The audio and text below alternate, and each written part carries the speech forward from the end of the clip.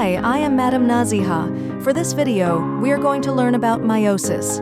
Learning outcome for today is to explain the behavior of the chromosomes at each stage, including leptotene, zygotene, pachytene, diplotene, and diakinesis in Prophase I. Okay, let's get started. Meiosis is a process by which a cell nucleus divides twice, and producing 4 daughter cells which are gametes with recombined genetic material.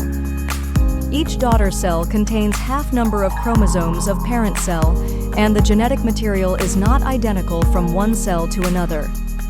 Meiosis occurs in the reproductive organs. In plants, meiosis occurs in ovules and pollen sac, structure that produce spores.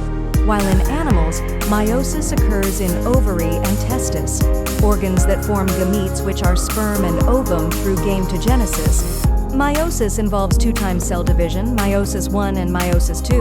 Meiosis I and II are each divided into prophase, metaphase, anaphase, and telophase stages. First stage is prophase I. During prophase I, chromosomes condense.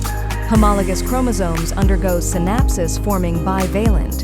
Then, crossing over occur at chiasmata between non-sister chromatid. Besides that, centrosomes move to the opposite poles, and spindle fiber begins to form.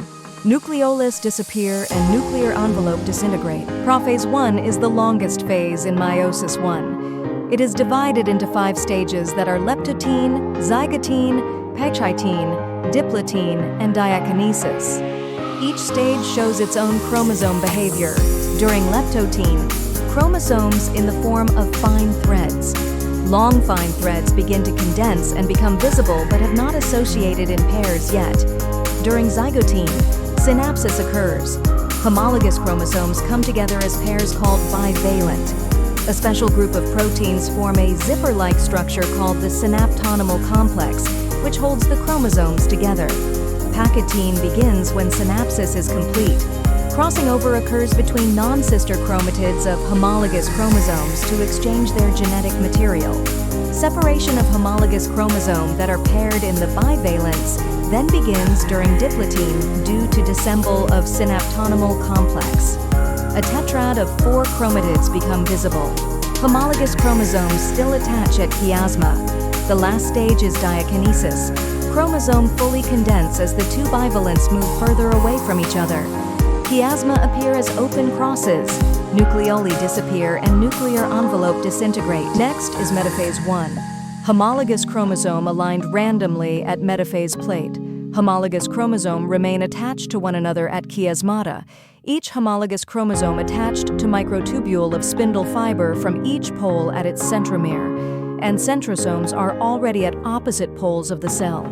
While in anaphase I, homologous chromosomes separate and move towards opposite poles, but sister chromatids remain attached at the centromere. Centromeres of chromosomes are not separated. During telophase I, chromosomes arrived at opposite poles. Chromosomes uncoiled and lengthen, forming chromatins again. Each pole has haploid number of chromosome, half chromosome number, then parent cell. Nucleoli reappear and nuclear envelope reforms while spindle fiber disintegrate. This stage followed by cytokinesis. Meiosis I is followed by meiosis II, which is similar to mitosis. It started with prophase II. Chromosomes shorten and thicken, become visible chromosome. Centrosomes move to opposite poles and spindle fiber begins to form. Nucleoli and nuclear envelope disintegrate. During metaphase II, chromosomes align at metaphase plate. Microtubules of spindle fiber from each pole attach to the centromere of the same chromosome. Centrosomes are at opposite poles of the cell.